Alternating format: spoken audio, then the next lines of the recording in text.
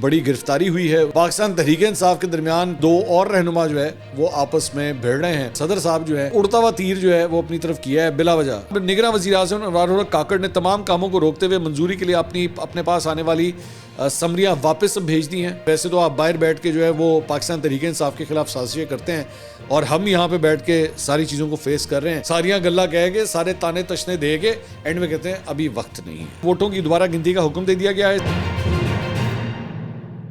السلام علیکم ناظرین، میں ہوں منصور علی خان. اپنے ڈیجیٹل چینل کے اوپر آپ کو خوش آمدید کہوں گا. ناظرین، پچھلے 12 گھنٹے کے اندر جو ڈیولپمنٹس ہوئی ہیں، سب سے امپورٹنٹ بات ایک بڑی گرفتاری ہوئی ہے، اس کے بارے میں تفصیل سے میں بات کرنا چاہوں گا.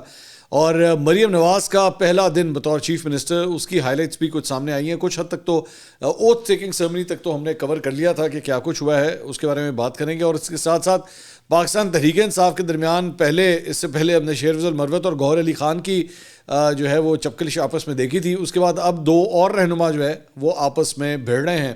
کچھ اس کی تفصیلات بھی تھوڑی دیر میں شیئر کرتے ہیں. کچھ ہم نے اس کے بارے میں تھوڑی سی گفتگو پچھلے ویلاگ میں کی تھی، اب کچھ مزید اپڈیٹس بھی اس کے اوپر آ گئی ہیں، تو اینڈ تک اس ویڈیو کو ضرور دیکھیے گا. لیکن اس سے پہلے آپ سے ریکویسٹ ہے کہ چینل کو سبسکرائب ضرور کیجیے. اگر ابھی تک آپ نے سبسکرائب نہیں کیا ہوا، بیل آئکن کو پریس کیجیے گا. اور اگر آپ کو ہماری ویڈیو پسند آئے اسے لائک اور شیئر ضرور کیجیے گا. ہمیشہ کی طرح سب سے پہلے آپ سے یہ ریکویسٹ، ہم نے ایک ڈونیشن ڈرائیو کا آغاز کیا ہوا ہے اور آپ کا اوور ویلمنگ رسپانس جو ہے اس کے لیے آلریڈی آ گیا ہے. اب تقریباً ہم اپروکسیمیٹلی 37-38 لاکھ روپیہ جو ہے وہ اب تک جمع کر چکے ہیں اس ڈونیشن ڈرائیو میں. اور آپ سمجھ لیجئے کہ تقریباً اب ہم کوئی 62 لاکھ اپروکسیمیٹلی اپنے ٹارگٹ سے دور ہیں. اور انشاءاللہ یہ نمبر جو ہے ضرور ہم اچیو کریں گے. اور رمضان کے لیے ہم یہ ڈونیشن ڈرائیو اکٹھی کر رہے ہیں. اور اگر آپ بھی اس میں حصہ لینا چاہتے ہیں تو یہ اکاؤنٹ نمبر جو ہے وہ اسکرین کے اوپر آپ دیکھ رہے ہیں. ہماری مدد ضرور کیجیے گا، زکوٰۃ کے حوالے سے یا ویسے آپ ڈونیٹ کرنا چاہتے ہیں، آپ کی مرضی ہے. اور ہماری پوری کوشش ہوگی کہ پچھلے سال کی طرح اس سال بھی جو ہے وہ ہم نے اپنا ٹارگٹ جو ہے وہ ڈبل سیٹ کیا ہے. پچھلے سال سے اس سال ہم نے ڈبل ٹارگٹ سیٹ کیا ہے. تو ضرور ہیلپ کیجیے گا تاکہ ہم غریب اور مستحق افراد تک جو ہے آپ کی امداد کسی طرح پہنچا سکیں. اچھا جی، سب سے جو بڑی خبر آئی ہے وہ آئی ہے کہ جناب نئی قومی اسمبلی کا اجلاس 29 فروری کو طلب کر لیا گیا ہے. قومی اسمبلی سیکریٹریٹ نے 29 فروری کو قومی اسمبلی کا اجلاس کا وقت مقرر کر دیا اور اجلاس صبح 10 بجے ہوگا. آئین کے آرٹیکل 91 کے تحت انتخابات کے 21ویں روز قومی اسمبلی کا اجلاس ہونا لازم ہے. حکام کے مطابق صدر اجلاس 21ویں روز سے قبل بلا سکتے ہیں، مگر انہوں نے نہیں بلایا. حکام قومی اسمبلی سیکریٹریٹ کا کہنا ہے کہ 21ویں روز اجلاس ہونا لازم، صدر یا اسپیکر کے نوٹیفیکیشن کی ضرورت نہیں ہوتی، آٹومیٹکلی جو ہے وہ یہ ہو جاتا ہے. تو میں جس طرح پہلے بھی کہتا آیا ہوں اور میں دوبارہ آپ کے ساتھ یہی شیئر کرنا چاہوں گا کہ اس سارے معاملے کے اندر صدر صاحب جو ہے وہ بلا وجہ کی جو ہے انہوں نے تنقید اپنے اوپر لی ہے. جسے کہتے ہیں نا اڑتا تیر لیتا ہے، تو وہ اڑتا ہوا تیر جو ہے وہ اپنی طرف کیا ہے بلا وجہ. ایویڈنس ڈالنے والی اس میں کوئی بات نہیں تھی، لیکن چلیں اب انہوں نے کر لیا ہے. اس میں ایک چھوٹا سا نقطہ بیسکلی انہوں نے جو ڈالا ہوا تھا وہ یہ تھا کہ جناب ابھی تک جو ہے وہ اقلیتی نشستوں اور خواتین کی نشستوں کا فائنل نہیں ہوا ابھی تک. اور وہی پاکستان تحریک انصاف یا سنی اتحاد کونسل جو ہے ان کی سیٹوں کا ابھی تک فائنل نہیں ہوا، تو اس لیے یہ جو ہے وہ ابھی کر دیا جائے. تو اس لیے جب تک یہ نہیں ہوتا تب تک قومی اسمبلی کا اجلاس نہیں بلایا جائے گا. اب میرے سننے میں یہ آیا ہے کہ الیکشن کمیشن آف پاکستان اس سلسلے میں ہی ویسے ہی آج ایک اوپن ہیئرنگ جو ہے اس معاملے پہ کرنے لگا ہے. تو یہ ویسے بھی ہو سکتا تھا، اس میں کوئی دوسری بات نہیں. اور ایک اور جو اس کے اندر مثال دی جاتی ہے وہ یہ ہے کہ اگر آپ خالی سیٹیں ہونے کا ہی ایک نقطہ اٹھا لیں تو اس طرح تو جنرل الیکشنز کے اندر جو ہے وہ کئی ایسے حلقے ہوتے ہیں جہاں پہ الیکشن ہوتے ہی نہیں ہیں. مثال کے طور پہ ابھی اسی الیکشن کیمپین کے اندر جو ہے باجوڑ کا ایک حلقہ تھا جہاں پہ وہاں پہ ایک امیدوار کو قتل کر دیا گیا اور اس کی وجہ سے الیکشنز ملتوی ہو گئے. تو پھر اس طرح تو کل کو کوئی بھی صدر کہہ دے گا جناب وہ جو 4 حلقے ہیں یا 3 حلقے ہیں وہاں پہ الیکشنز نہیں ہوئے، جب تک وہاں پہ الیکشنز نہیں ہوتے تب تک میں اسمبلی کا اجلاس نہیں بلاؤں گا. تو آپ یہ کر نہیں سکتے. لیکن صدر صاحب نے وہ اپنی گڈی پکڑی بھی تھی، ٹھیک ہے، ان کی مرضی ہے، وہ جو بہتر سمجھتے ہیں. لیکن بہرحال اجلاس جو ہے وہ ویسے ہی ہونے جا رہا ہے، تو اس کا فائدہ کچھ نہیں ہوا میرے خیال میں. کھایا پیا کچھ نہیں، گلاس توڑا 12 نے. اچھا جی، اس کے علاوہ خبر آئی ہے کہ جناب نگراں وزیر اعظم انوار الحق کاکڑ نے تمام کاموں کو روکتے ہوئے منظوری کے لیے اپنے پاس آنے والی سمریاں واپس بھیج دی ہیں. اور نگراں وزیر اعظم انوار الحق کاکڑ نے الیکشن کا مرحلہ مکمل ہونے اور حکومت سازی کے مراحل تقریباً مکمل ہونے کے بعد اب تمام سرکاری امور جو ہیں وہ انہوں نے روک دیے ہیں. انہوں نے کہا کہ تمام کام اور سمریوں پر فیصلے اب آنے والی حکومت کرے گی, اور وزیر اعظم نے منظوری کے لیے آئی ہوئی تمام سمریاں واپس بھیج دی اور کہا کہ ہم صرف نئی حکومت کی حلف برداری کا اب انتظار کریں گے. دیٹس اے گڈ تھنگ, اچھی بات ہے, ظاہری بات ہے. مطلب اگلے ہفتے 10 دن کے اندر جو ہے وہ you will have a working national assembly, you will have a working prime minister, تو پھر وہی سنبھالیں, وہی آ کے ان کاموں کو سنبھالیں, بہتر ہے میرے خیال میں, اس میں ایسی کوئی بات نہیں ہے. اچھا جی, اب آ جائیں اس بڑی گرفتاری کے حوالے سے. اسد علی طور جن کو پہلے جو ہے وہ ہفتے والے دن بھی بلایا گیا تھا, اور وہاں پہ اس وقت 8 گھنٹے ان سے اس وقت تحقیقات ہوئی تھی FIA کے دفتر میں. اس کے بعد ان کو جانے دیا گیا, لیکن اسی دن ان کو ایک اور نوٹس دے دیا گیا کہ جناب اب آپ نے پیر والے دن جو ہے وہ آنا ہے. تو آج اسد علی طور جب وہاں پہ گئے تو اپنی جو وکیل ہیں ایمن مزاری صاحبہ, ان کے ساتھ بھی وہ گئے, لیکن ہوا یہ کہ جب وہ انٹر ہوئے ہیں تو ایمن مزاری کو الگ کر دیا گیا, اسد علی طور کو الگ کر دیا گیا, اور اسد علی طور کو اندر لے گئے. اور وہاں پہ تقریباً 4.25 گھنٹے کے بعد تقریباً 9:05 پر FIA کے دفتر سے ایک گارڈ باہر آیا. یہ سارا کچھ ایمن مزاری صاحبہ نے ٹویٹ کیا ہے. انہوں نے کہا کہ وہ باہر آیا گارڈ, اور اس نے آ کے کہا کہ جی اسد علی طور کو باقاعدہ گرفتار کر لیا گیا ہے. انہوں نے ایک پرچی جو اسد علی طور نے لکھ کر دی تھی وہ انہوں نے پکڑائی ان کو, اور انہوں نے اس پہ لکھا ہوا تھا کہ میری 78 سالہ ماں کو کسی رشتہ دار کے گھر چھوڑ دیا جائے, کیونکہ اسد اور ان کی ماں کیونکہ اسد اور ان کی ماں والدہ جو ہیں وہ اکیلے رہتے ہیں. تو وہاں پہ گھر پہ جو ہے 78 سال کی ماں جو ہے وہ انتظار کر رہی تھی, اور اسد نے صرف یہ اندر سے پیغام بھیجا کہ برائے مہربانی ان کو کسی ریلیٹو کے ہاں جو ہے وہ شفٹ کر دیں کیونکہ وہ اکیلی ہیں. اب میرا اس ساری چیز کے اوپر یہ سوال ہے کہ یہ جس طریقے سے یہ انویسٹیگیشنز ہو رہی ہیں اور جو کچھ ہو رہا ہے, دس از ایبسولوٹلی ڈاؤٹ فل کہ بھائی آپ نے کوئی کلیئر تو کریں کہ اس نے کیا ہے. یہ کیا طریقہ ہے کہ آپ اگلے کو صرف بلا لیں اور بلا کے جو ہے وہ اتنے گھنٹے آپ بٹھا کے رکھیں, اور بعد میں الٹیمیٹلی آپ یہ کہتے ہیں کہ لو جی ہم نے اسد علی طور کو گرفتار کر لیا, دیٹس اٹ. اب میں ایک اسد کی ایک پرانی ٹویٹ جو ہے وہ میری نظروں سے گزری, یہ سن 2020 کی یہ ٹویٹ ہے, اور یہ انہوں نے ٹویٹ کیا ہوا, Mrs Serena Isa sent a mug for me that has article 19 and 19A of the constitution of Pakistan on it honoured. اور یہ بیسکلی انہوں نے لکھا ہوا ہے کہ جی مجھے یہ جسٹس قاضی فائز صاحب کی جو بیگم ہیں انہوں نے یہ سووینئر کے طور پہ یہ گفٹ بھیجا تھا, اور اس پہ آرٹیکل 19 جو ہے وہ لکھا ہوا ہے, freedom of speech and expression.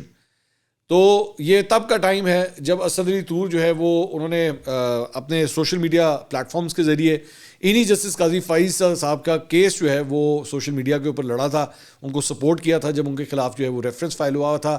Asad علی طور کو جو ہے ان کے گھر کے اوپر مارا پیٹا بھی گیا, تو اس وقت ان کی خدمات کے ایوز جو ہے وہ ایک چھوٹا سا سووینر جو ہے ان کی بیگم نے ان کو بھیجا.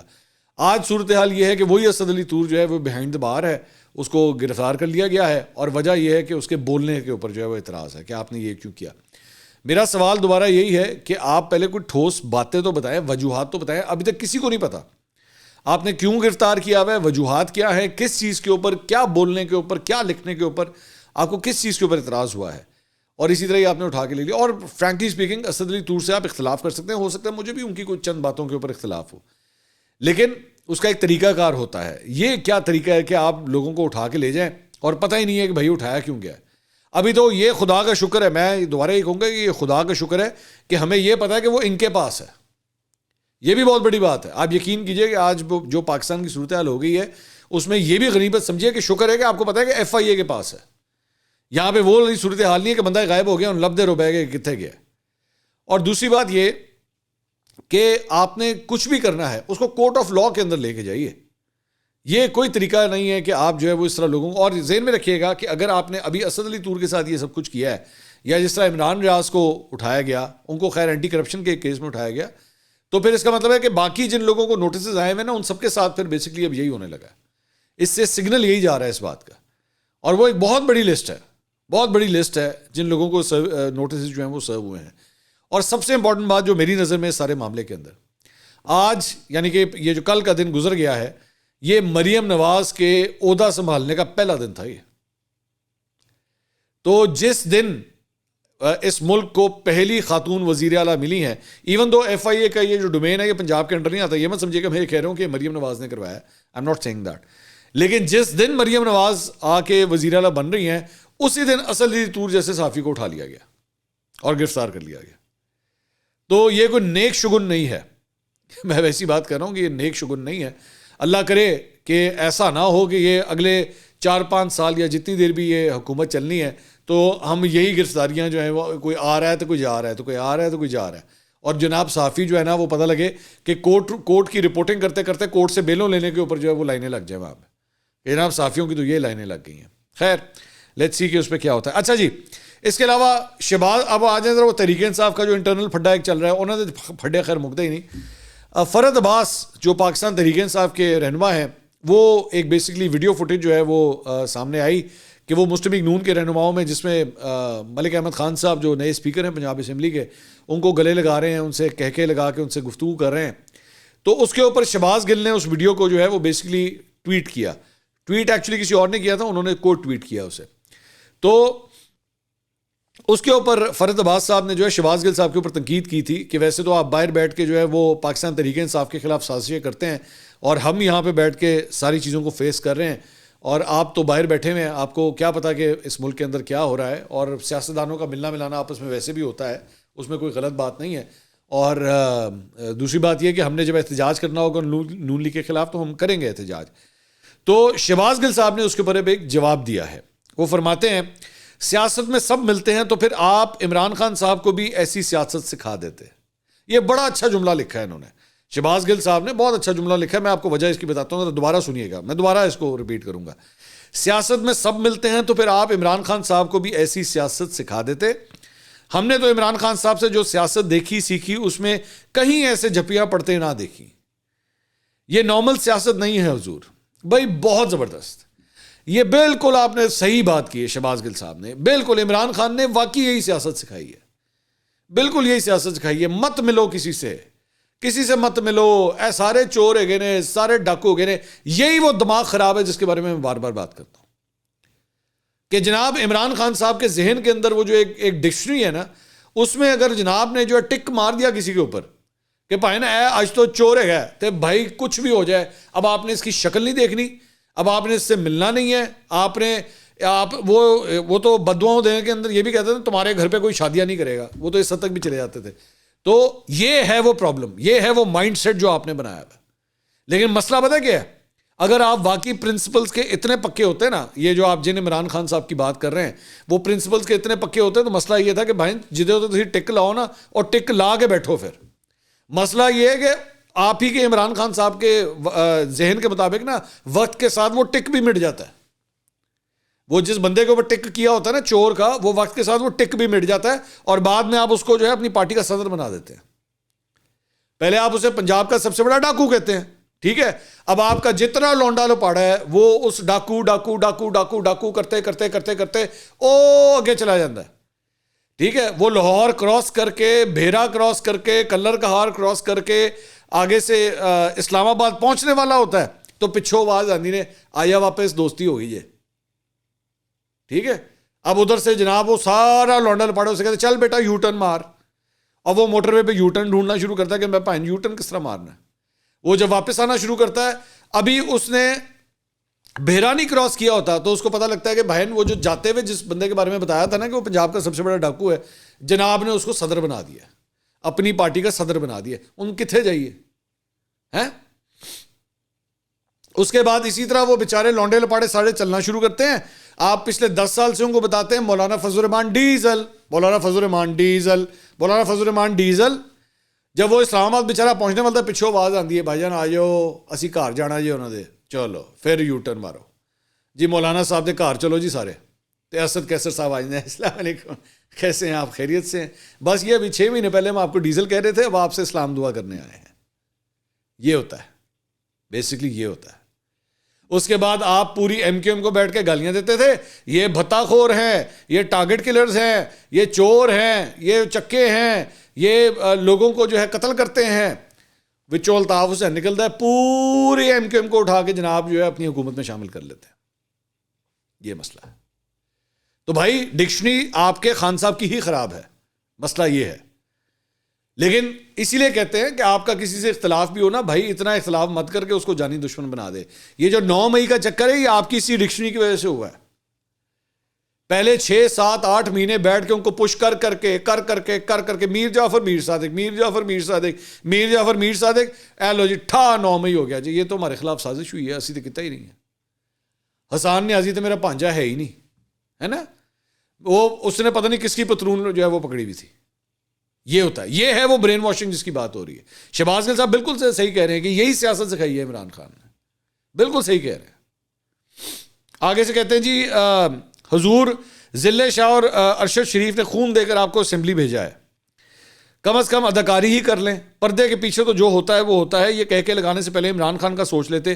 عورتوں کا جو جیلوں میں سڑ رہی ہیں، ویسے کس بات پر اتنا کہکا لگ رہا تھا، بتانا پسند کریں گے کہ کیا ایسی خاص بات تھی. رہی بات آپ نے فسطائیت صحیح ہے، تو وہ جنہوں نے صحیح ہے وہ آج بھی عمر چیمہ کی طرح جیلوں میں ہیں، یا میاں اسلم اقبال کی طرح آج بھی دربدر ہیں. میرے دوست، آپ کو تو 1 منٹ فسطائیت نہ دیکھنی پڑی. 2 دن پہلے ٹہلتے ہوئے پولیس کے درمیان سے گزرتے ہوئے اسمبلی تشریف لے آئے، کسی نے پوچھا تک نہیں. 1 لمحے کی گرفتاری نہ ہوئی، کوئی حفاظتی ضمانت نہ ہوئی لی. سب کو سب معلوم ہے، اس سے زیادہ معلوم ہے، لیکن ابھی وقت نہیں ہے. سارا کچھ کہہ کے، ساریاں گلا کہہ کے، سارے تانے تشنے دے کے اینڈ میں کہتے ہیں ابھی وقت نہیں ہے.